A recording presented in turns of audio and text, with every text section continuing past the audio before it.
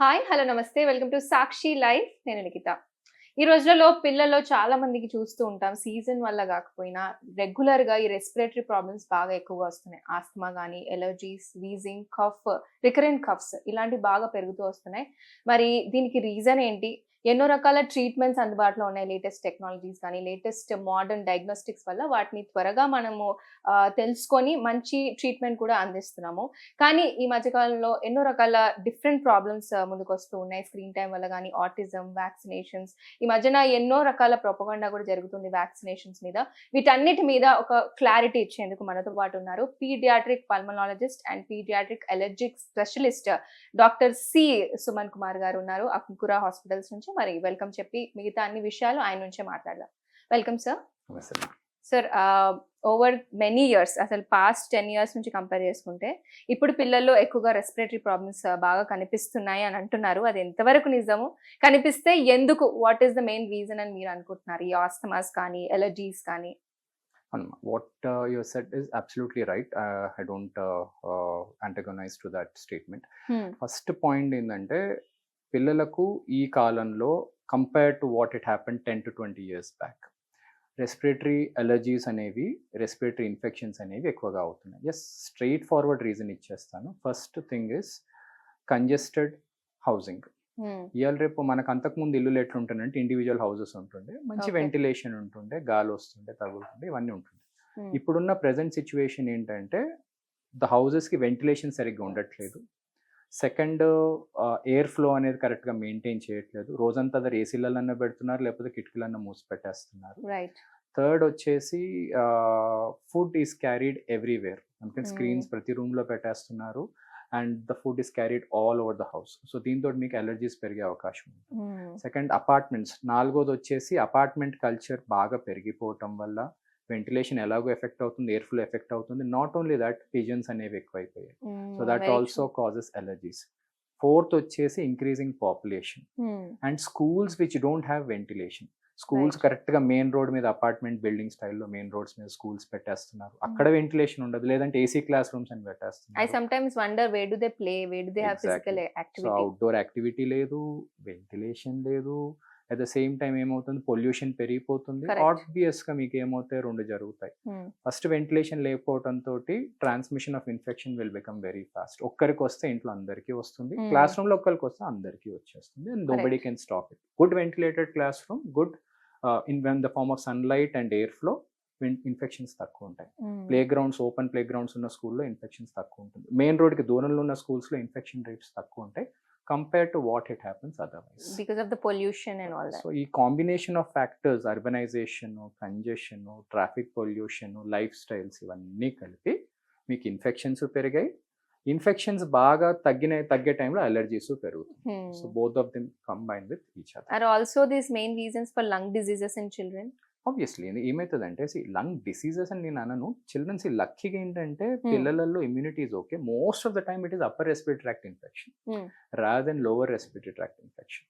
అంటే ఊపిరితిత్తుల కంటే కూడా పై ఊపిరితిత్తులనే ఎక్కువ, అంటే వాళ్ళకి ఎక్కువ జలుబులు రావటము, గొంతు థ్రోట్ కంజెషన్స్ రావటము, ఇన్ఫెక్షన్స్ రావటం, ఇవి ఎక్కువ జరుగుతా ఉన్నాయి compare to the lower respiratory tract. Lower respiratory tract incidences I would say mildly increase అయింది compare to the upper respiratory tract. కొన్నిసార్లు because children are more compromised, ఎప్పుడైతే పైన ఎఫెక్ట్ అవుతుందో కింద కూడా ఎఫెక్ట్ అవుతుంది.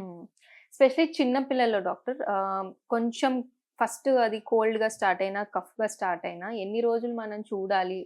What are the warning signs అంటే ఏం చెప్తారు? I'll keep it very simple. ఇది రోజులు అనేది లెక్క, we can take it, discuss it in the second part. First part ఏంటంటే, should we be worried or not? Correct.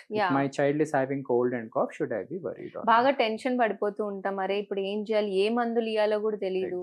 Should we always consult doctor? అసలు చాలా భయం వేస్తుంది కూడా. అంటే ఇప్పుడు మనకి వచ్చినా కానీ పిల్లలకి వచ్చేస్తుందేమో అని. ఏంటి అసలు ఇంట్లో చాలా మంది ఉంటారు.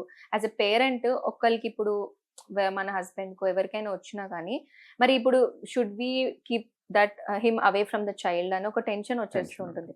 So how should we see this?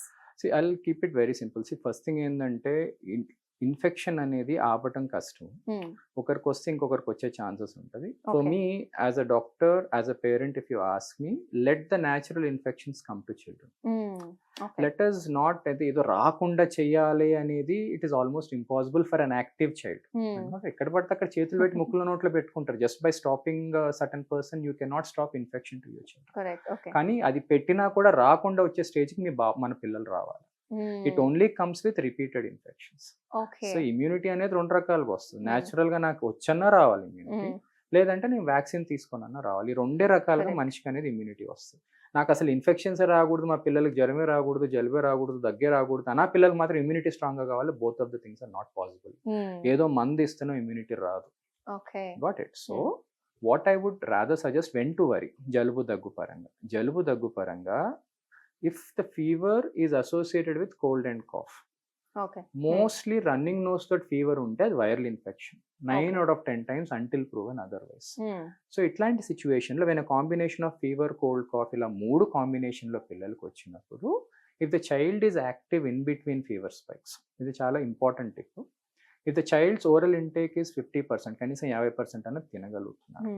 If the child is passing urine regularly, doing most of the activity, జ్వరం తగ్గగా నార్మల్ ఎగరేస్తున్నారు, దూకేస్తున్నారు, ఆడుతున్నారు, సరదాగా ఉన్నారు, జ్వరం రాగానే కొంచెం డల్ అవుతున్నారు, ఇలాంటి సిచ్యువేషన్స్ ఉంటే we can wait till day 4 to day 5. Okay. If the child is sick in between episodes, అంటే శ్వాస తీసుకోవటానికి ఇబ్బంది అవుతుంది, వామిటింగ్స్ బాగా అవుతున్నాయి, ఆహారం తీసుకోలేకపోతున్నారు, పడుకోలేకపోతున్నారు, వాళ్ళ లైఫ్ స్టైల్ చాలా డిస్టర్బ్ అయిపోయింది, దే ఆర్ అంటే మూలుగుతా ఉన్నారు, they very dull, they have to visit the pediatrician day 1 to day 2. కానీ ఇవి లేవు, జ్వరం సిరప్ కి రెస్పాండ్ అవుతున్నారు, తోడువంగానే they are becoming active. Normal fever syrups ఎప్పుడు కూడా పెడియాట్రిషియన్ ప్రిస్క్రైబ్ చేస్తారు, సిరప్ వేయంగానే యాక్టివ్ అయిపోతున్నారు. అంటే జలుబుకి దగ్గుకు మనం ఎక్కువ ట్రీట్మెంట్ ఇవ్వాల్సిన అవసరం లేదండి. Simple saline drops, fever medicine ఇచ్చేసి గోరువెచ్చని నీళ్ళు తాపించి wait till day 3 to day 4. 4th day తర్వాత కూడా things are not getting better. Fever ఇంకా కూడా పెరుగుతూ ఉంది. అంటే 4 hours వచ్చే ఫీవర్ ఇప్పుడు మెల్లగా 2 hours వస్తుంది. Visit doctor. 4 hours వచ్చే జ్వరం ఇనిషియల్ గా ఇప్పుడు 8 hours 10 hours వెళ్ళిపోతుంది. కాఫ్ కొంచెం పెరిగింది, కానీ పిల్లల యాక్టివిటీ పెరిగింది, ఓరల్ ఇంటేక్ కొంచెం ఇంకా బెటర్ అయింది, స్టే బ్యాక్ ఇంకో 2-3 రోజులలో సెట్ అయిపోతుంది. సో బాటమ్ లైన్ చెప్తాను, majority of infections in children below 5 years, జలుబు దగ్గుతో వచ్చే జ్వరాలు నార్మల్ గా సీక్వెన్స్ ఏంటంటే, ఫస్ట్ 2 days హై ఫీవర్ తోటి స్టార్ట్ అవుతాయి, followed by cold and cough within 24 hours start అయిపోతాయి. ఈ ఫీవర్ ఇంటెన్సిటీ వచ్చేసి day 3, day 4, day 5 మెల్లమెల్లగా స్పేస్ అవుట్ అయి తగ్గటం మొదలు పెడుతుంది. ఈ తగ్గే ప్రక్రియలో కాఫ్ పెరుగుతుంది, దగ్గు పెరుగుతుంది. ఈ ఫీవర్ వచ్చేసి 4th, 5th డే కల్లా తగ్గిపోతుంది. ఈ కోల్డ్ అండ్ కాఫ్ వచ్చేసి 5 to 7 days, maximum 8 to 9 days లో తగ్గిపోతుంది. Exceptions are there, but majority of viral infections లో ఇది ప్రక్రియ. If a parent is patient enough, observing the child closely, and వాళ్ళకి ఆహారం మీద, వాళ్ళ టెంపరేచర్ మీద, లైఫ్ స్టైల్ మీద ఫోకస్ ఎక్కువ పెట్టుకుంటే, they need not visit a paediatrician for every episodes of cold and cough. Self medication కూడా ఎక్కువ ఇవ్వాల్సిన అవసరం లేదు. Also we're talking about the syrup. ఈ సిరప్ కూడా ఏమంటున్నారంటే 1 month వరకే యూజ్ చేయాలి, 1 month తర్వాత యూజ్ చేయొద్దు, అది పడేయాలి వన్స్ దే ఆర్ ఓపెన్డ్. ఎంతవరకు నిజం డాక్టర్ అది? అంటే దీంట్లో ప్యాటర్న్ చెప్తాను. బేసిక్ గా ఏంటంటే, చిన్న పిల్లలకు మనం ఇచ్చే సిరప్స్ ఏవైతే ఉంటాయో they are alcohol based and sugar based. అది స్వీట్నింగ్ కోసం అన్ని కూడా ఆల్కహాల్ బేస్డ్ ఉంటాయి, ఆల్కహాల్ కెమికల్స్ ఉంటాయి. ఇదేంటంటే they are very sensitive to sunlight. The moment you keep opening them, there is always evaporation outa ఉంటుంది. That molecule the efficacy of that molecule keeps coming down. The more number of times you keep opening the bottle. So regular cough syrup, cold syrup, fever syrups అయితే open చేసినాక, యాక్చువల్గా మీరు open చేసి ఒక bottle పెట్టేస్తే after 3 to 4 days ఆ bottle ఏమి ఉండదండి. Got it. So now you understood the efficacy usually comes just like the coke gas ఎట్లా వెళ్ళిపోతుంది, వేస్ట్ అయిపోతుంది. gas కన్ని చెప్పలేను, but the efficacy keeps coming down, it gets evaporated. Basically antibiotic అయితే once you mix it, it will only work for 1 week. So also antibiotic doctor suggest చేస్తేనే వేయాలి కదా, లేకపోతే మన ఓన్ గా వేయొద్దు. తర్వాత నేను ఇప్పుడు దాసేసి పెట్టుకొని ఇప్పుడు 2 డోసులు ఇస్తాను, తర్వాత 10 రోజుల తర్వాత ఇంకో 2 డోసులు ఇస్తాను అలా అడగదు. సెకండ్, ఎందుకంటే ఆ పౌడర్ మిక్స్ లో వాళ్ళు క్లియర్ గా ఇన్స్ట్రక్షన్స్ లో ఇస్తారు. Even a pre diluted one కూడా, once you open it, it is available, then viability only 1 week. After that, it is not good to give it to children. Also those should be given only after doctor advice, right? Advice 1 week తర్వాత మీకు యాక్చువల్గా మీరు correct doctor advise లో మీరు dose ఇస్తే అసలు ఏం మిగలదు. It has to be discard. Like సొంతంగా స్టార్టింగ్ జ్వరం వచ్చినప్పటి నుంచే కొంతమంది స్టార్ట్ చేసేస్తూ ఉంటారు. అది ఇప్పుడు పాయింట్ నేను మీకు చెప్పిన. నేను ఇప్పుడు ఫస్ట్ థింగ్ ఏంటంటే యాంటీబయోటిక్ అంటేనే వర్డ్ లోనే ఉంది అర్థము, ఇట్ ఈస్ యాంటీ బ్యాక్టీరియల్ అని అర్థం. నేను ఫస్ట్ ఇచ్చిన స్టేట్మెంట్ ఏంటి, 80 to 90% అంటే 90% ఇన్ఫెక్షన్, అంటే ప్రతి 10 జ్వరాలలో 9 జ్వరాలు కేవలం వైరల్ ఇన్ఫెక్షన్ వల్ల వస్తాయి. దాంట్లో నీకు వైరల్ అని క్లియర్ గా డిక్లరేషన్ ఇచ్చినప్పుడు నో రోల్ ఆఫ్ యాంటీబయాటిక్స్, అది out of the window. Second point ఏంటంటే యాంటీబయాటిక్ విషయంలో ఒక్కొక్క జాగకు ఒక్కొక్క ఆర్గానిజం ఉంటుంది.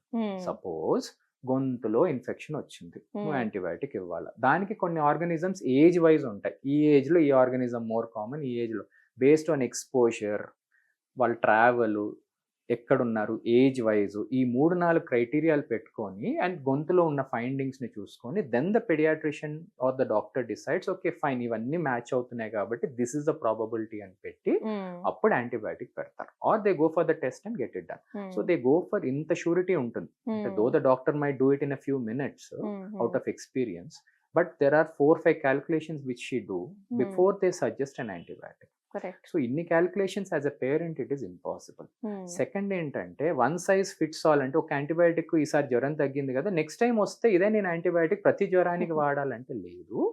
మనకు 100 కొద్ది ఆర్గానిజమ్స్, బ్యాక్టీరియాస్ ఉంటాయి విచ్ కెన్ కాజ్ ఇన్ఫెక్షన్. కొన్ని మన పొట్లో ఇన్ఫెక్షన్ చేస్తాయి, కొన్ని మన యూరినరీ ట్రాక్లో చేస్తాయి, కొన్ని మన చర్మంలో చేస్తాయి, కొన్ని థ్రోట్లో చేస్తాయి, కొన్ని వేరే లంగ్స్లో చేస్తాయి, కొన్ని ముక్కులో చేస్తాయి, కొన్ని కళ్ళల్లో చేస్తాయి. So different parts of the బాడీకి డిఫరెంట్ ఆర్గానిజం, డిఫరెంట్ ఏజ్ గ్రూప్ని బట్టి డిఫరెంట్ పొజిషన్స్, ఎక్కడి నుంచి నువ్వు తెచ్చుకున్నావు, తినటం వల్ల తెచ్చుకున్నావా, గాలి వల్ల తెచ్చుకున్నావా, మనిషి నుంచి మనిషికి తెచ్చుకున్నావా, దాన్ని బట్టి వస్తాయి యాంటీబయాటిక్స్. ఆ ప్రతి యాంటీబయాటిక్కి దేర్ విల్ బి ప్రతి ఆర్గానిజంకి ఏదైతే ఉంటుందో ప్రతి ఆర్గానిజంకి there will be certain antibiotic right given for a certain period of time. మళ్ళీ అన్ని జబ్బులకు ఒకటే డోసు, ఒకటే డ్యూరేషన్. కొంతమందికి 3 days యాంటీబయాటిక్ ఉంటుంది, కొంతమందికి 5 days ఉంటుంది, కొంతమందికి 7 days, కొంతమందికి 10 days. ఇన్ని డిసిషన్స్ ఒక parent cannot take it. So అప్పుడు ఏమవుతుందంటే either you overdose, correct, or you which is very dangerous. Underdose. Third important point, you abuse. Oh my God. So ఇది ఏమవుతుందంటే చాలా వరకు ఈ యాంటీబయాటిక్స్ వాడటంలో ఉన్న డేంజర్ ఏంటంటే even if you give it correctly జ్వరం తగ్గిపోగానే ఆపేస్తాం. ఇది నార్మల్ గా పేరెంట్ కున్న మెంటాలిటీ. ఎగ్జాక్ట్లీ. ఈ యాంటీబయాటిక్ ఏం చేస్తుందంటే మన బాడీలో వచ్చినాక పని చేయటానికి 48 గంటల నుంచి 72 గంటలు పడుతుంది. ఇవ్వంగానే అది ఫీవర్ మెడిసిన్ లాగా వెంటనే గంటకు ఫీవర్ తగ్గదు. ఎందుకు చేస్తుంది, అది నీకున్న బ్యాక్టీరియా ఏవైతే ఉందో అది ఐడెంటిఫై చేసుకుని దానికి అగేన్స్ట్ మీరు ఇస్తున్నారు కాబట్టి దాన్ని చంపటం మొదలు పెడుతుంది. ఎప్పుడైతే నీ బాడీలో 50% ఆ ఇన్ఫెక్షన్ తగ్గుతుందో వెంటనే నీకు జ్వరం తగ్గిపోయి సిమ్టమేటికలీ యుల్ బికమ్ బెటర్. పెట్టంగానే అయిపోయింది ఆ బాబుకి ఇంకా ట్రీట్మెంట్ అవసరం లేదని జ్వరం మందులాగా దాన్ని ఆపేస్తే మళ్ళా 50% 100% అవుతుంది. ఈసారి ఏమవుతుందంటే ఈ ఏదైతే జబ్బు ఉందో ఈ బ్యాక్టీరియా స్మార్టర్, ఇది ఊరుకూరికే దానికి అదే యాంటీబయాటిక్ నువ్వు ఫీడ్ చేసి సగమే ఇస్తే it reads the antibiotic and then becomes resistant over a period of time. ఇప్పుడు ఏమవుతుంది, మీ బాబుకి వచ్చిన జబ్బు ఏదైతే ఉంటుందో ఈ యాంటీబయాటిక్స్ రిపీటెడ్గా యూజ్ చేసినప్పుడు ఈ జబ్బు మీ బాబుకి డేంజరస్, మీ బాబు వల్ల వేరే పిల్లలకు వస్తుందో వాళ్ళకు డేంజరస్. ఎందుకంటే వాళ్ళకు కూడా ఈ మందు పనిచేయదు, ఆ పిల్లలకు కూడా ఈ మందు పనిచేయదు. దాన్ని యాంటీబయాటిక్ రెసిస్టెన్స్ అంటారు. ఇప్పుడు మన కర్మ ఏంటంటే, I'm sorry I'm extending this topic because it is important. కర్మ ఏంటంటే 20 years బ్యాక్ సింపుల్ మెడిసిన్స్ ఏవైతే 1, 2, 3 మందులతోటి మేము చాలా వరకు జబ్బులు తగ్గించేవాళ్ళు. అంటే అవసరం ఉండేది కాదు, అవసరం ఉన్న చిన్న మందు వేస్తే తగ్గిపోయేది పిల్లలకు. 1 to 2 ఒక 2 daysకే పిల్లలు సిమ్టమాటిక్ అయిపోయేవాళ్ళు, ఏసిమ్టమాటిక్ అయిపోయేవాళ్ళు, చక్కగా ఆడుకునేవాళ్ళు. మనకి ఎక్కువ ఆలోచించాల్సిన అవసరం లేదు. ఇప్పుడు ఏమైపోయిందంటే ఆ చిన్న మందులు ఏవైతే నా స్టార్టింగ్ ప్రాక్టీస్లో పనిచేసాయో 20 సంవత్సరాల తర్వాత ఇప్పుడు నేను రాస్తే పని చేయట్లేదు. It's factual information. Have to go 1 step hire. కొంచెం హైయర్ యాంటీబయాటిక్ వాడాల్సి వస్తుంది. ఆ హైయర్ యాంటీబయాటిక్ కూడా 30-40% మంది పిల్లలకి ఇవాళ రేపు పనిచేయట్లేదు. I have to give it a double dose.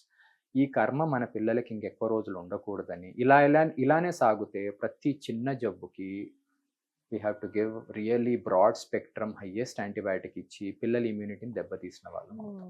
Future ఆలోచిస్తేనే చాలా భయంకరంగా ఉంది. Imagine anybody getting this super bug అని అంటారంటే ఏ యాంటీబయాటిక్ పనిచేయదు. అలాంటి పరిస్థితి మన పిల్లలకు రాకూడదని కోరుకుంటున్నాను. ఆల్సో కఫ్ సిరప్ మీద చాలా డిబేట్స్ జరుగుతున్నాయి డాక్టర్. అసలు మార్కెట్‌లో అందుబాటులో ఉన్న కఫ్ సిరప్స్ ఏది నమ్మాలి, ఏది నమ్మకూడదో అర్థం అవ్వట్లేదు. Also parents are very confused to what to give them.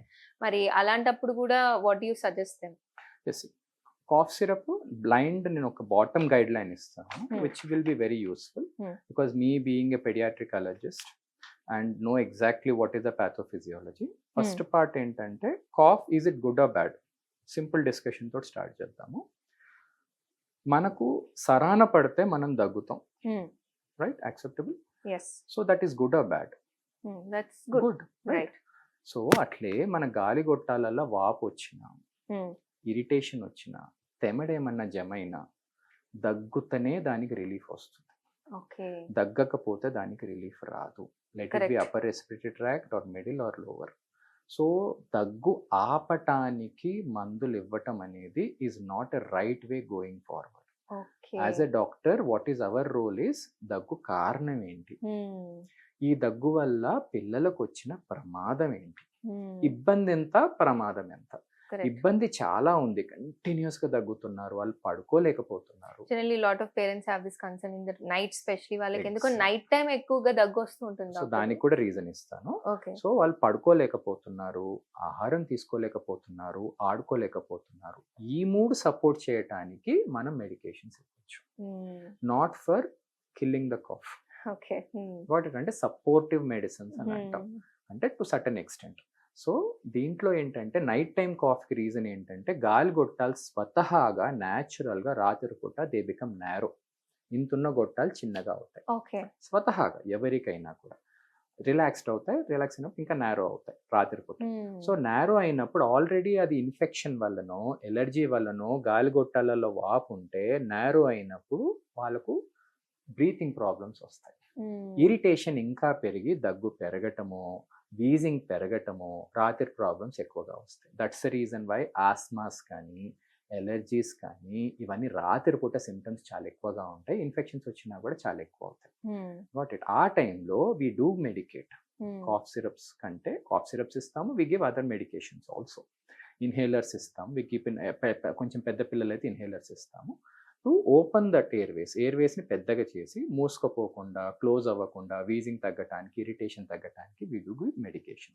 కొన్నిసార్లు ఆక్సిజన్ తోటి we do give nebulisation also for a very sick child, not for every child. అదే నెబులైజేషన్ కూడా ఎవరికి ఎప్పుడు ఏ స్టేజ్ లో వాడాలి తెలీదు. చాలా మంది ఇంకా కోల్డ్, జ్వరము, కఫ్ స్టార్ట్ అవ్వగానే స్టార్ట్ చేసేస్తుంటారు. That is also I had a concern to ask you when to start. Problem ఏంటంటే నెబులైజర్లో, కాఫ్ సిరప్లో, ఇన్హేలర్లో మూడిట్లో సేమ్ మెడిసిన్ ఉంటుంది. కాఫ్ సిరప్ కంటే కూడా 10 రెట్లు తక్కువ నెబులైజర్లో ఉంటుంది డోస్. ఓకే. నెబులైజర్ కంటే కూడా ఇన్హేలర్లో ఇంకా 10 రెట్లు తక్కువ ఉంటుంది. అంటే Right. ఇన్హేలర్ కంటే కాఫ్ సిరప్లో 100 రెట్లు ఎక్కువ డోస్ ఉంటుంది. ఎందుకంటే ఇది నోట్ ద్వారా తీసుకోవాలా, బాడీ అంతా తిరగాల, కేవలం 2% మెడిసిన్ మాత్రమే లంగ్స్కి రీచ్ అవుతుంది. ఎందుకంటే హై డోస్లో కాఫ్ సిరప్ ఇస్తాం. కరెక్ట్. సో నాకు ప్రొవాంగ్లో which is the higher dose అంటే cough syrup is the highest dose, followed by nebuliser, followed by inhaler. Nebuliser problem ఏంటంటే the medicine is good, I'm not countering the medicine, the way it is given is wrong.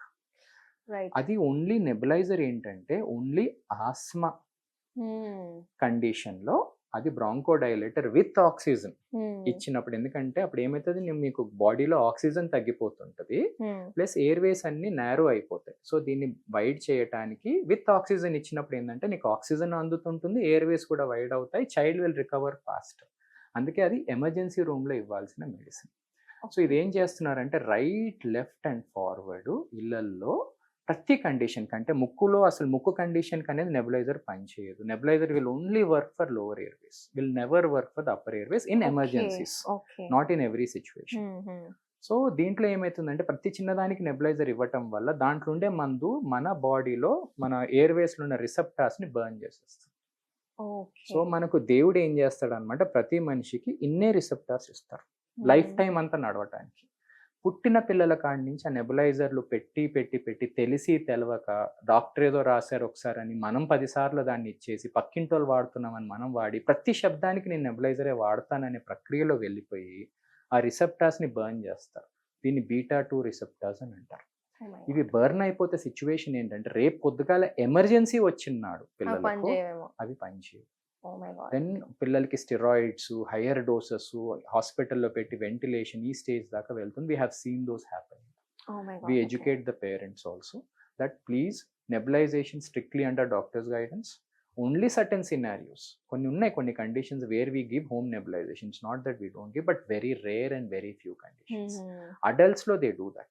Okay. Adults లో వాళ్ళ situation COPD అనే condition ఉంటుంది where it is required drainage చేయడానికి, but not in smaller children. Okay. And bottom line ఇస్తాను, strong line, no role of cough syrup in children below 1 year of age. 1 year లోపటి పిల్లలకు cough syrup రోలే లేదు. ఎందుకంటే పిల్లలకు ఇంకా ఆ రిసెప్టార్స్, కాఫ్ రిసెప్టార్స్ అనేవైతే ఉంటాయో డెవలపే అవ్వవు. కాఫ్ రిసెప్టార్స్ ఏంటంటే మన తెమడలో లాంగ్స్లో ఎప్పుడైతే తెమడ జమ అవుతుందో దాన్ని బయటికి తన్నేయటానికి ఉండే రిసెప్టార్స్.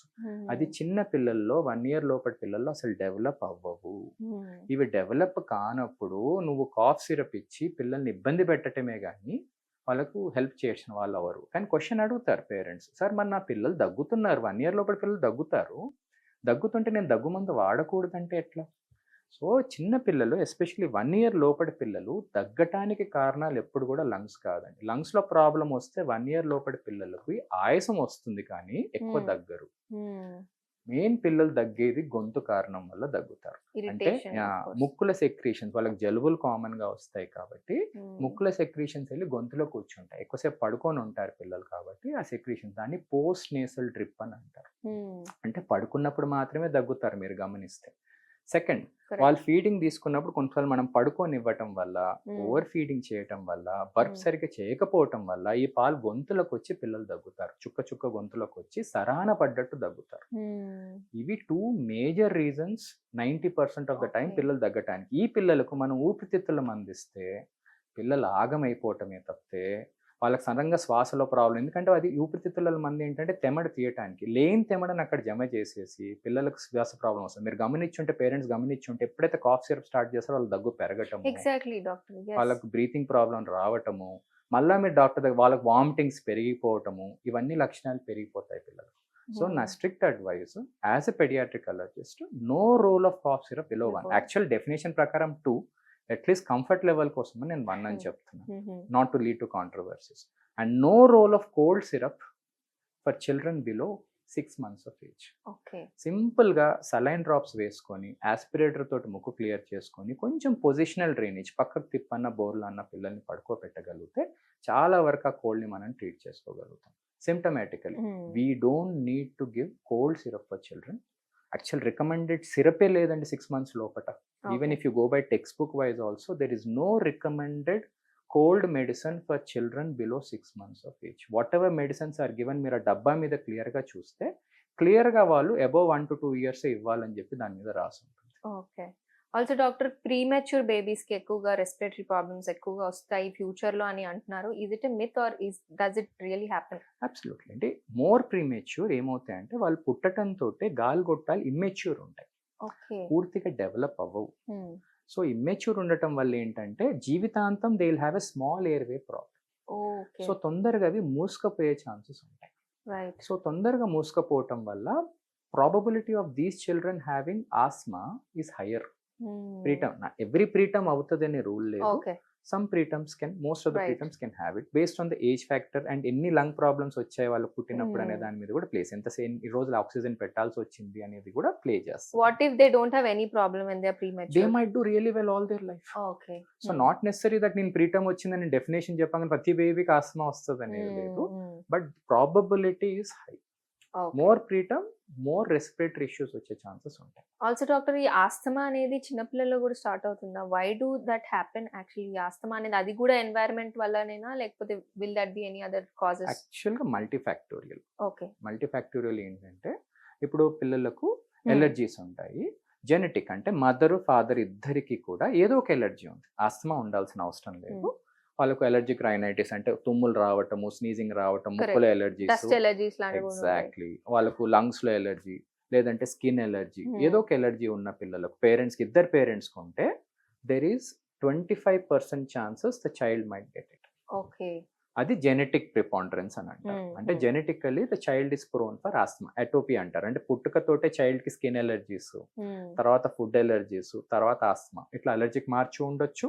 ఇవేం ఉండకుండా కేవలం ఆస్తమా సిమ్టమ్స్ ఏ ఉండొచ్చు, లేదంటే అలర్జిక్ రైనైటిస్ ఉండొచ్చు. What are exactly asthma symptoms in kids doctor? చిన్న పిల్లల్లో ఏంటంటే వేరీడ్ ఉంటుంది ఏజ్ ప్రకారం. ఓకే. మెజారిటీ ఆఫ్ సిమ్టమ్ మనకు తెలిసింది ఏంటంటే ఆస్తమా అంటే పిల్లి కూతలు, wheezing.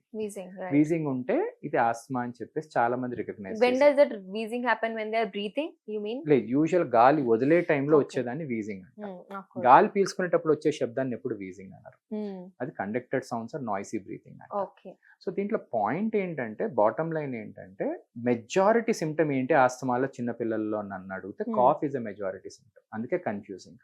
Correct. Wheezing and cough ki confuse సో అవుతూ చిన్న ఉంటాం. పిల్లలలో ఎక్కువ కాఫ్ ఉంటుంది. Cough Hmm. వేరియంట్ ఆస్తమాస్ అని అంటారు Hmm. Compare to wheezing. Okay. Wheezing అనేది తర్వాత పెద్ద పిల్లలు ఏజ్ పెరిగే కొద్దీ వీజింగ్ సిమ్టమ్స్ పెరుగుతూ ఉంటాయి. ఉండవని కాదు, ఉంటాయి. But this wheezing is mostly audible to mostly doctors. ఎందుకంటే వాళ్ళ Oh. ఎయిర్వేస్ అంత గట్టిగా ఉండవు కాబట్టి, మజిల్స్ కూడా స్ట్రాంగ్ ఉండవు కాబట్టి మనకు ఆ వీజింగ్ చాలా వరకు వినపడదు. పేరెంట్స్కి బ్రీతింగ్ Yeah. ప్రాబ్లమ్స్ వస్తాయి. మీకు Hmm. వినపడే శబ్దాలన్నీ ముక్కు గొంతుకెళ్ళే వస్తాయి. Hmm. స్టెత్ పెడితేనే అది వినపడుతుంది. Okay. ఉండదని కాదు, but probability of cough is much higher in children with asthma than wheezing. So Oh. ఏదైతే కాఫ్ అదర్వైజ్ ఫీవర్ లేకుండా, జ్వరం లేకుండా పిల్లలు కంటిన్యూస్గా దగ్గుతా ఉన్నారు, Hmm.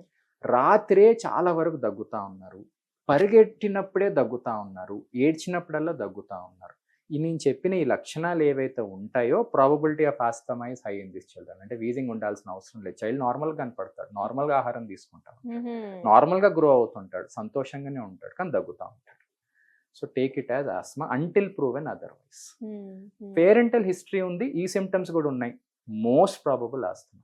Okay. ఈ సిమ్టమ్స్ మాత్రమే ఉన్నాయి, parental history is there, suspected asthma. Hmm. ఇవేమీ లేవు, కేవలం జ్వరము, జలుబు, దగ్గు ఇట్లా కాంబినేషన్ వచ్చినప్పుడు మాత్రమే బాబుకి ప్రాబ్లం అవుతా ఉంది.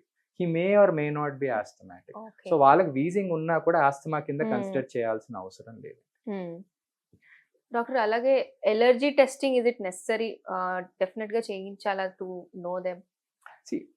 అలర్జీ టెస్టింగ్ లో ఏంటంటే దేర్ ఆర్ 2 parts. ప్రతి చైల్డ్ కి ఎవరికైతే జలుబులు, దగ్గులు ఆర్ నోన్ ఆస్తమా ఉంటుందో అలర్జీ టెస్ట్ చేయాల్సిన అవసరం లేదు.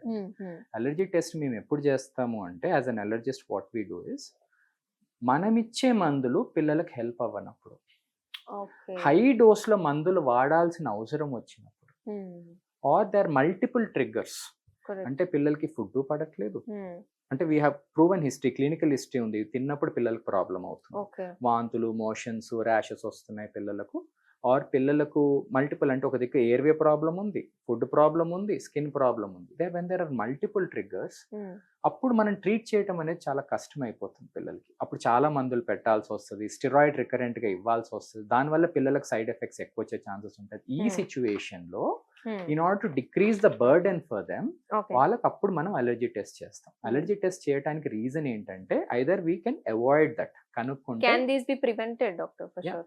ప్రివెంటెడ్ అంటే కంట్రోల్ చేయొచ్చు. Allergies can never be prevented, Okay. Allergies can never be cured, Okay. but they can be controlled so well that the child might forget that the child has got allergies.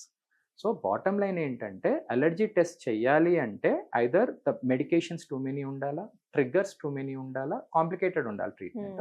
అప్పుడు immunotherapy అని ఉందండి, Yes, I wanted to ask which that. usually it is suggested beyond 3 years of age, not below 3. So below 3 there is no role of allergy testing. Bottom line, ఎందుకంటే you don't do anything about it. Correct. And defined వాళ్ళ immunity ఇంకా పూర్తిగా develop అవ్వదు కాబట్టి చేసిన టెస్ట్లు కూడా పెద్దగా మనకు కరెక్ట్ గా రాకపోవచ్చు. ఏజ్ పెరిగే కొద్దీ you'll have more accuracy of test. దాంట్లో కూడా స్కిన్ ప్రిక్ టెస్ట్ అనేది మోర్ యాక్యురేట్. ఇవాళ పేరెంట్స్ ఏంటంటే అలర్జీ టెస్ట్ అనగానే మొత్తము ఫుడ్ అన్నీ చేసేస్తున్నారు. వాళ్ళు పుట్టినప్పటి నుంచి రైట్ ఫ్రమ్ 1 year నుంచి they might be eating chicken, egg, nuts అన్ని తింటా ఉంటారు పిల్లలు. ఎప్పుడో 5 yearsకో 6 yearsకో టెస్ట్ చేస్తే దాంట్లో అలర్జీ టెస్ట్లు ఏంటంటే he is very sensitive to chicken, very sensitive to almonds, very sensitive to picture వచ్చేస్తుంది. ఇవన్నీ పెట్టకూడదని వెంటనే డాక్టర్ చూసేసి ఇవన్నీ పెట్టకండి, వంకాయ పెట్టకండి, బెండకాయ పెట్టకండి, గుడ్డు పెట్టకండి, ఇవి పిల్లలు అవన్నీ తినకుండా ఎలా పెరుగుతారు? First point. నా పాయింట్ ఏంటంటే, just because your test is showing positive doesn't mean that the child is having problem with that. So right now I have to give one single tip, because ఇంత చిన్న షోలో I can't give you everything, but food వల్ల allergy వచ్చేది ఉంటే first area of contact is your hand. అంటే నీ ఫింగర్స్కి first allergy రావాలి, ఎక్కడ దురద రావటం ర్యాషెస్ రావటం జరగాలి. Second area of contact is mouth, oral allergy syndrome రావాలి, నోట్లో పొక్కులు రావాలి. ఇక్కడ మిస్ అయిందంటే అప్పుడు నీ పొట్టలో రావాలి, అంటే నీకు వెంటనే వామిటింగ్స్ రావటము, బెల్చింగ్ రావటము, విపరీతమైన కడుపు నొప్పి రావటము, మోషన్స్ అవ్వటం, మోషన్స్లో బ్లడ్ రావటము, తర్వాత మొహం మీద గొంతు మీద ర్యాషెస్ రావటము, ఇవన్నీ జరిగిన ప్రక్రియలోనే నెక్స్ట్ నీకు వచ్చేది శ్వాస కేంద్రాల్లో ప్రాబ్లం. అంటిల్ అన్లెస్ నువ్వు అది కుక్ చేస్తుంటే నీ దగ్గర ఉంటే మాత్రం అప్పుడు నీకు అలర్జిక్ రైనైటిస్, అంటే ముక్కులో తుమ్ములు రావటం, ముక్కుకి మండటము, కళ్ళు మండటం, ఇవి జరుగుతూ ఉంటాయి. అదర్వైజ్ ఇవి ఏమీ లేకుండా పిల్లలు అదర్వైజ్ నార్మల్ ఉండే తినంగానే కేవలం నాకు రెస్పిరేటరీ ప్రాబ్లం రావాలంటే ఫుడ్ ఎలర్జీ ఎప్పుడు కూడా అలా ప్రెసెంట్ అవ్వదు. So this no need to over read this report. అనవసరంగా పిల్లలకు లేనిపోని టెస్టులు చేసి, ప్రతి పిల్లలకి ఎలర్జీ అనగానే ఒక 5,000 10,000 పెట్టి టెస్టులు చేయించేసి, ఇన్ని అలర్జీస్ ఉన్నాయని రౌండప్ చేసి పిల్లల్ని డిప్రైవ్ చేసి వాళ్ళకి అనవసరంగా వైటమిన్ డిఫిషియన్సీస్, గ్రోత్ ప్రాబ్లమ్స్ రావడం చేస్తున్నారు. Unfortunately, it is done by some doctors. Unfortunately, anxiety of parents also is leading to it. I think this should be checked and this should be corrected. Also doctor, breast feeding mothers ఉంటారు, వాళ్ళకి cold cough కానీ లేదా జ్వరం వచ్చినప్పుడు they stop giving milk to the babies.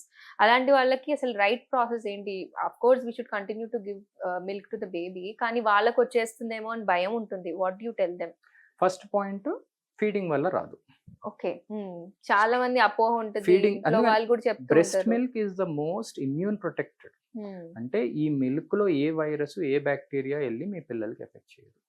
Understood? Majority జలుబులు, దగ్గులు, జ్వరాలు ఏవైతే వస్తాయో majority of them, exceptions are there. TB అట్లాంటి జబ్బులు ఉన్నాయి కానీ, టీబీ, హెపటైటిస్ రేర్ జబ్బులు ఉన్నాయి కానీ, otherwise mother can confidently feed the child even if you are taking tablets, right? Medicines లో ఓన్లీ 2 మెడిసిన్స్ అమ్మా, స్ట్రైట్ ఫార్వర్డ్ చెప్తాను. ఒకటి వచ్చేసి యాంటీ క్యాన్సర్ మెడిసిన్స్, ఒకటి సైకియాట్రిక్ మెడిసిన్స్.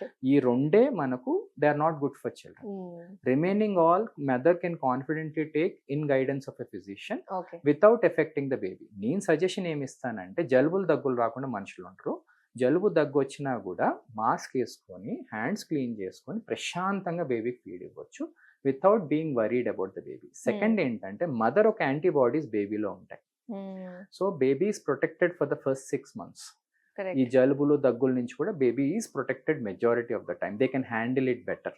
సో మీరు భయపడాల్సిన అవసరం లేదు. Even if you're not wearing mask, no need to be afraid. My advice is please continue feeding even if you have cold and cough, even if you are on medication, majority of the medications.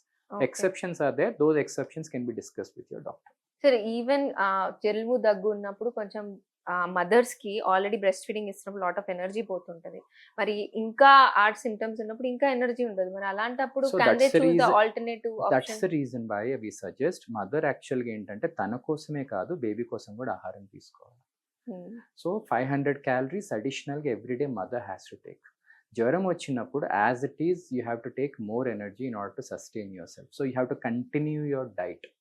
మీరు ఎప్పుడు కూడా పత్తాలు అనేవి పెట్టుకోకూడదు. Even మీ అత్తమ్మ suggest చేసినా, మీ అమ్మగారు suggest చేసినా, ఎవరు సజెస్ట్ చేసినా కూడా దయచేసి పాలిచ్చే తల్లులు ఏ పత్తాలు పెట్టుకోకూడదు. ఈ పత్తాల వల్ల పిల్లలకు నష్టమే కానీ లాభం ఎప్పుడు జరగదు.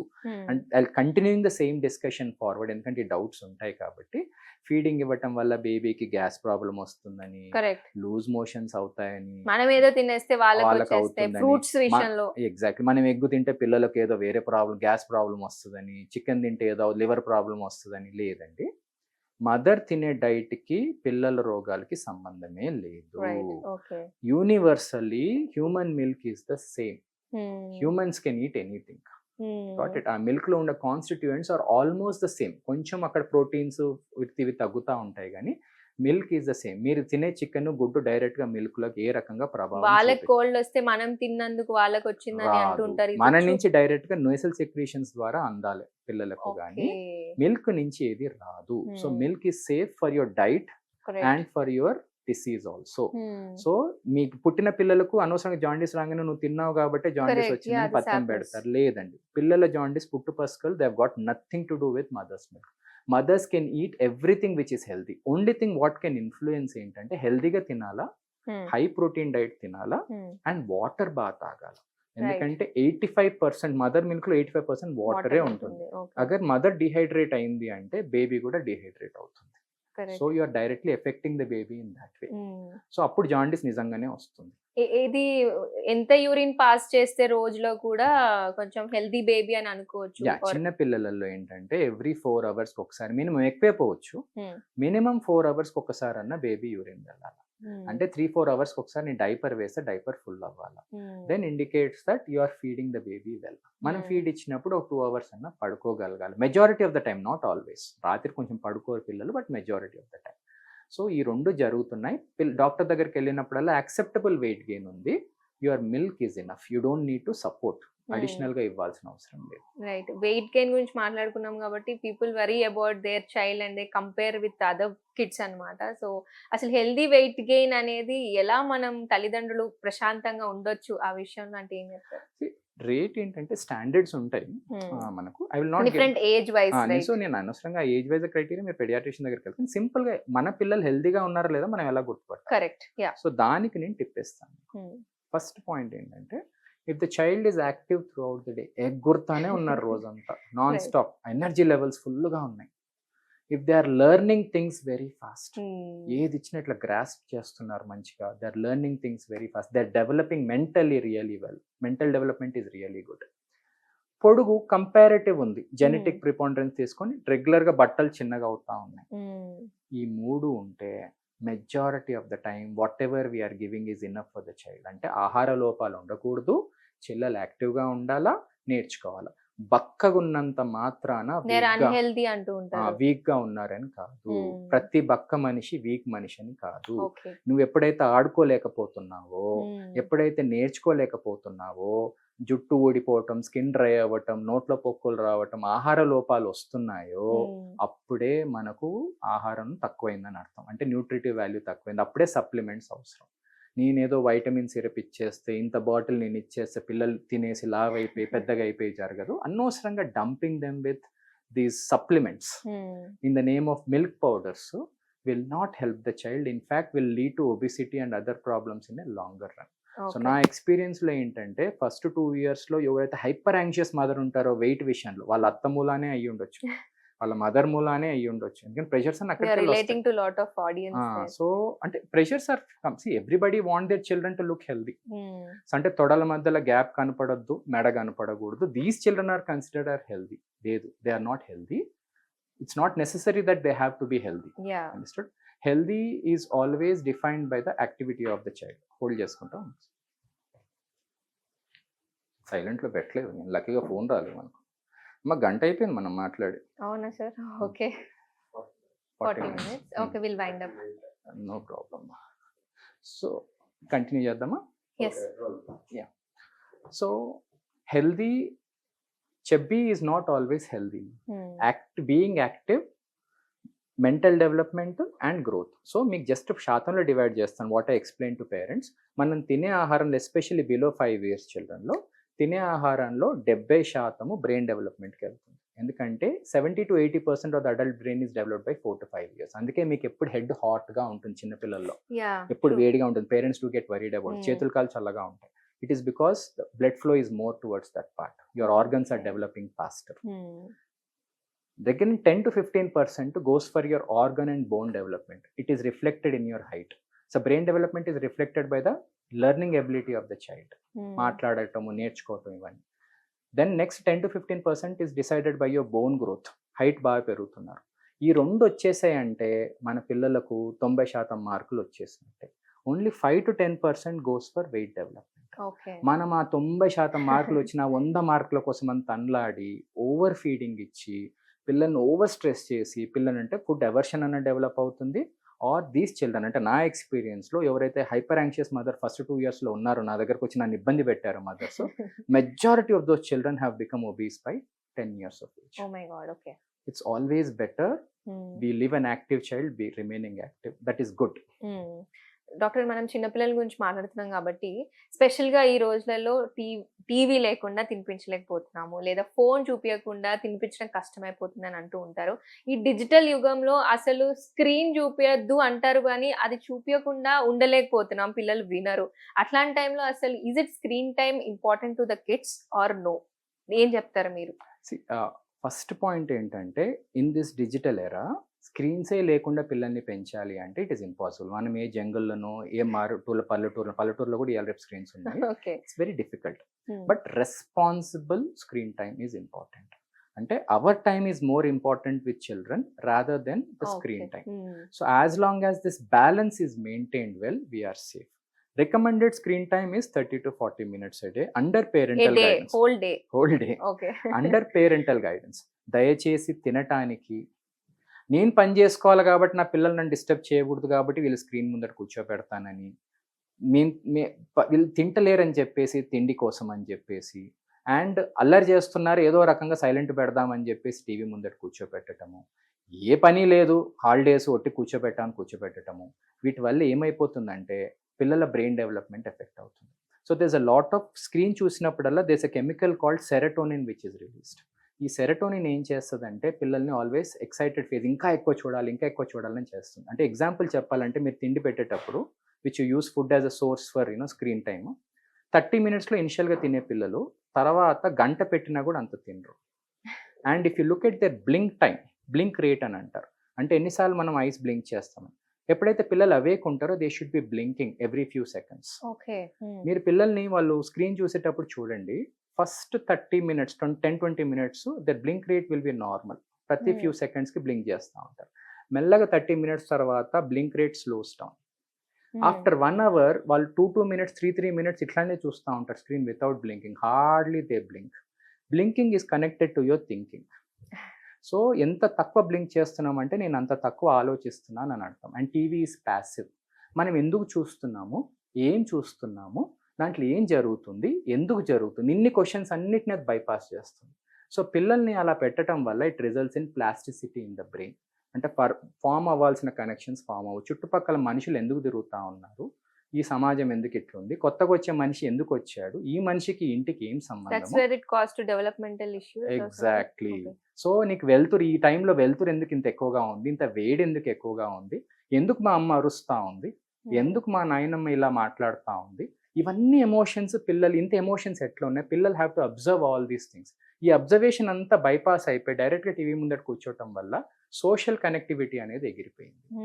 సమాజం ఎందుకు ఎగ్జిస్ట్ అవుతుంది, నేను ఎందుకు ఎగ్జిస్ట్ అవుతాను, everything looks black and white to us. అప్పుడు టీచర్ చెప్పేది కూడా వాళ్ళకి ఏం అర్థం కాదు, అర్థం చేసుకునే సిచ్యువేషన్లో వాళ్ళు ఉండరు. సో దీనివల్ల పిల్లలకు డోపమీన్ ఎక్కువ రిలీజ్ అవుతూ ఉంటుంది వెన్ ఎవర్ దే ఆర్. అసలు actually should be the opposite, the serotonin, happy hormone ఉండాలి. More family time, more serotonin. More screen time, more dopamine neurons అన్ని ఎగ్జాస్ట్ అయిపోతాయి. అయిపోయి క్లాస్ టీచర్ ఏదైనా చెప్పినా కూడా వాళ్ళు అర్థం చేసుకునే శక్తి ఉండదు. ఎందుకంటే రోజు ఎందుకంటే వాళ్ళ లోపల క్వశ్చన్సే రేజ్ అవ్వట్లేదు. ఎందుకు, ఏమిటి, ఎందుకు ఇలా అవుతుంది అనే క్వశ్చన్సే పిల్లల్లో రేజ్ చేసే కేపబిలిటీ. ఎందుకంటే ఫస్ట్ 3-4 years నేను చెప్పాను బ్రెయిన్ డెవలప్మెంట్ అవుతుంటుంది, కొత్త న్యూరాన్స్ అన్ని డెవలప్ అవుతుంది. Genetically parents might be really intelligent, right? పిల్లల్ని తీసుకెళ్లి స్క్రీన్ ముందట కూర్చోబెట్టేశారు పుట్టినప్పటి నుంచి. These children will underperform. జెనెటికల్గా వానికి జీన్స్ వానికి ఫేవరబుల్ ఉన్నా వాడి టీవీకి సంబంధించిన అనవసరమైన ఇన్ఫర్మేషన్ డంప్ చేసుకొని అవి మాత్రమే గుర్తుపెట్టుకుంటాడు. ఎందుకు గుర్తుపెట్టుకుంటాడో తెలియదు. His memory initially might good, slowly he will become a very ordinary or below ordinary child or very notorious child or a criminal mindset child. జెనెటికల్గా అంత లేదు, parents are very ordinary, but పిల్లలకి బాగా stimulative environment provide చేశాము.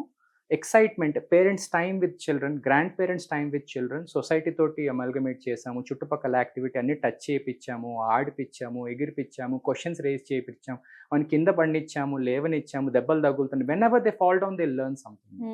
చుట్టుపక్కల friends తోటి interact కావనిచ్చాము, challenges face చేయనిచ్చాము. These children will become extraordinary. అంటే ఆర్డినరీ అయ్యే పిల్లలు ఎక్స్ట్రాఆర్డినరీ అవుతారు because of the environmental stimulation. Is it because speech delay కూడా ఎక్కువ అవుతుందా ఈ స్క్రీన్ టైం వల్ల? Autism conditions. ఎగ్జాక్ట్లీ. ఇప్పుడు ఆటిజం అనేది ఏంటంటే it is 80% genetic mode, 20 to 30% environment mode. Oh my God. Okay. Okay. చాలా మందిలో ఏంటంటే ఆటిస్టిక్ జీన్స్ పిల్లలలో ఉన్నా కూడా ఈ పిల్లలకు మంచి స్టిమ్యులేటివ్ ఎన్విరాన్మెంట్ పుట్టినప్పటి నుంచి ప్రొవైడ్ చేస్తే పేరెంట్స్ ఈ ఆటిజం ఫ్యూచర్స్ బయటపడవు. Okay. This children might be ordinary in academics, కానీ ఏదో ఒక స్కిల్ బాగా డెవలప్ చేస్తారు. They might be very good in swimming, they might be very good in cycling, painting, singing, ఏదో ఒక ఆర్ట్ని డెవలప్ చేసుకొని దాన్నే పట్టుకొని కూర్చుంటారు. అంటే ఆటిజం ఉన్న పిల్లల్లో ఏంటంటే ఒకటి పట్టుకుంటే దే డోంట్ గెట్ డిస్ట్రాక్టెడ్, అదే పని చేస్తూనే ఉంటారు. సో వాళ్ళు they might become extraordinary in some skill, and there are few actors, few Olympians who have achieved that being autistic in their life. So ఈ పిల్లలకి ఏంటంటే ఇవాళ రేపు because of nuclear families stimulative environment లేకపోయేసరికి ఈ నార్మల్గా border line ఉన్న పిల్లలు కూడా ఎక్స్ప్రెస్ చేస్తున్నారు. ఎందుకంటే దేస్ నో స్టిమ్యులేషన్, టీవీ ముందట కూర్చోబెట్టేస్తున్నారు, వాళ్ళ ఆటిస్టిక్ ఫ్యూచర్స్ అన్ని బయటకు వస్తున్నాయి, స్పీచ్ డిలేస్ వచ్చేస్తున్నాయి, డెవలప్మెంటల్ డిలేస్. సడన్లీ చూస్తే ఏంటబ్బా ఆటిజం ఎక్కువ అయిపోయింది, ఎక్కువ అవ్వలేదండి. It is the same, genetic preponderance is the same, but environment has changed. That is what is creating the problem.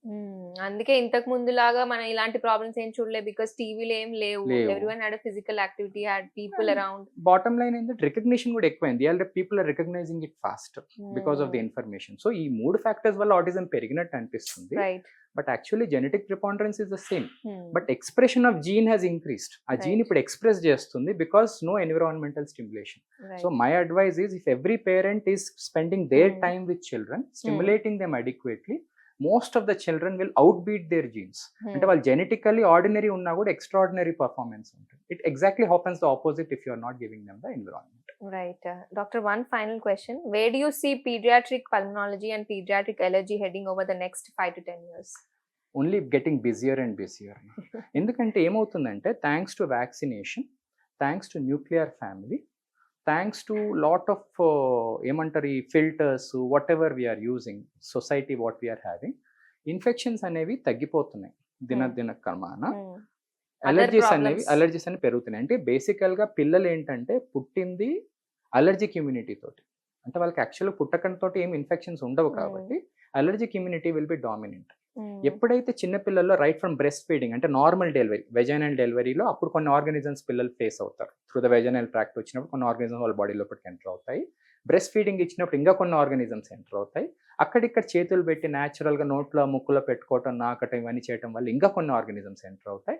ఈ పిల్లలలో ఎలర్జీస్ వచ్చే ఛాన్సెస్ చాలా తక్కువ. అండ్ వాళ్ళు ఎప్పుడైతే బయట ఎక్స్పోజ్ అవుతారో వరల్డ్ తోటి, జలుబులు, దగ్గులు, జ్వరాలు వస్తూ ఉంటాయి దాని ద్వారా. So when they children pass through these phases, వీళ్ళకి అలర్జీస్ వచ్చే ఛాన్సెస్ ఆల్మోస్ట్ 90% నెగిటివ్. వాళ్ళకి రావు ఎలర్జీస్, ఓన్లీ 5 to 10% ఎప్పుడో రావచ్చు. కానీ ఏవైతే పిల్లల్లో ఇవన్నీ బైపాస్ చేసి, అంటే సిజేరియన్ సెక్షన్ డెలివరీ ఉండొచ్చు, బ్రెస్ట్ ఫీడింగ్ ఇవ్వకుండా ఉంది ఫార్ములా ఫీడింగ్ ఇవ్వచ్చు, పిల్లలకు అసలు ఇన్ఫెక్షన్స్ రాకుండా ఒక స్టెరైల్ ఎన్విరాన్మెంట్లో పిల్లల్ని పెంచటం. సో వీళ్ళల్లో ఏంటంటే ఎక్స్ప్రెషన్ ఆఫ్ ఎలర్జీస్ డామినెంట్. వాళ్ళకి అసలు ఇన్ఫెక్షన్స్ ఇవ్వకపోతే allergies will become dominant. So less infections in first 2 years of life, allergies rest of the life. So అందుకే మన సెకండ్ జనరేషన్ పిల్లలు ఎవరైతే, నా కజిన్స్ అందరు యుఎస్లో ఉన్నారు చాలా మంది, whoever are there in US or UK or wherever it is, చూస్తే వాళ్ళకి ఎలర్జీస్ లేవు పేరెంట్స్కి. పిల్లలకు మాత్రం స్కిన్ ప్రాబ్లమ్స్, ఫుడ్ ప్రాబ్లమ్స్, అనేక రకాల ఎలర్జీస్ చాలా మంది పిల్లలకి చూస్తూ ఉన్నాం. ఎందుకు?